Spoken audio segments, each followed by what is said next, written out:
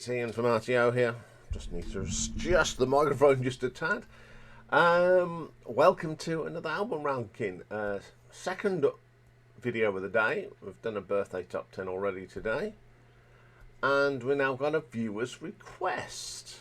Now it's a band that I don't know much about. And luckily they've only released 3 albums. So I could do a little bit of research. So the band we're going to talk about today are an American hardcore band called Narcissus, and they were formed by John LaRussa and John Pope in 1998 in Canton, Ohio. Now, John Pope was vocals and keyboards. John LaRussa was on guitar. They've had various people in the band, even for 3 albums. 2 albums I don't mind, 1 I just didn't like. So, yeah, you can't like everything, as they say. So we'll have a look at their 3 albums. So, coming in at number 3, we have their debut album from the year 2000, and it's called Newwave, Techno, Homicide. On the bass guitar, we have Justin Carroll. On the guitar, John LaRussa. On percussion, we have Derek Carter. And vocals are done by John Pope. The first track is called The Machines, and it's just a load, 44 seconds worth of machine noises. While we have that on there, I don't know. Then we have Octus Failure. Oh, the drumming's all over the place. The vocal is very screechy, but I just didn't get on with this track. Then we have Heartbreaker. It's just got that sort of generic metal riff, some little bit of screeching there. Then the change of tempo on the drums is not very good. It's seems like they have to stop and start to get a different tempo. It's very amateurish. I just didn't like that track. I mean, I'm no musician, but I just found it hard to listen to that one. Unto the World, and in brackets a melodic departure. It's just irritating. I found it very, very hard to listen to. The title track, Newwave, Techno, Homicide. Great music, the musicianship on this, but it's that screeching vocal that just totally ruins it for me. The battle song, I really struggled. The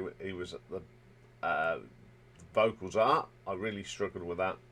Perfect Words, Perfect World. One of the best songs on the album. At least you can understand the screeching, but it's still not brilliant. Careful, He's Got a Bomb. It seems like it's 2 tracks just been put together by hammer and nails. Oh, I don't know what to do with it. Oh, let's hang them together. And it seems like 2 separate songs. And there's no sort of continuity or anything. Then we have a track called Shadow Die. Doesn't flow very well. The solo's irritating. Then we have La Catha. I thought this was going to be a track with some normal singing, but it's all one of them screams again. Silver Negative comes off. It's a little bit more structure to it, but not much. And then we have a little thing called Etchim Eat or Hurt. Just loads of noises. Now, apart from the 1 track, which was half decent, I really didn't like this album one bit. So I'm going to give it an RTO ranking of 1 out of 10 for the track I don't mind. Okay, then coming in at number 2 is their second album from 2001, and it's called Becoming Levitation. Different lineup here. We got on bass this time Josh King, on drums Stephen Cushman, guitars John LaRussa, and vocals and keyboards John Pope. First track on here is Twin Allergy. What a change from the first album. It's got some structure. it's a little bit more creative. There's still a little bit of screechy vocal on it, but it sounds a lot better. Send in the current. Now this is brilliant. It's an Eastern Arabic mystique sort of desert sound. Absolutely brilliant. It's very short, but it is really good. Then we have Voida. Quite a long track. Needed to be cut short, but it's still a great vocal. It's proper singing and it's nice playing. It's really good. When John Pope can sing, he can sing. Then we get Ambient de Bio. A little bit repetitive with that chorus of Ambient de Bio, but structurally it's okay. November 94 is a short, sharp rock track, but with a terrible vocal. But my favourite track is a track called End. I think this is really good. They're showing that it's a bit more of an acoustic number. It shows that they are decent musicians. It's really good. I love it. Then we have Locus or Loculus or something. You know me and pronunciations. Now this reminds me a lot of that early U2, especially the drumming at the beginning. It's very much stuff off Boy. It's got some powerful riffs in it. It's a pretty decent track to end at the album, actually. Now this is a vast improvement on the debut. Not so much screeching, structured songs, some melodic in there, and I really enjoyed this one a bit better, as I say. So I'm going to give this an RTO ranking of 5 out of 10. So the number one album is probably their last album. It's their third album from 2003, and it's called Crave and Collapse. It's the same lineup: Josh King, Stephen Cushman, and John LaRussa, John Pope. So the first track is called Divisions of the Figureheads. The singing's really good. I love the effects on the guitars on this. The keyboard work is really good. It's an excellent track.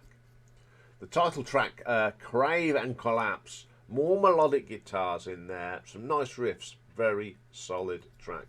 My favourite track off this album is a little number called Talented Prey Weak Hunter.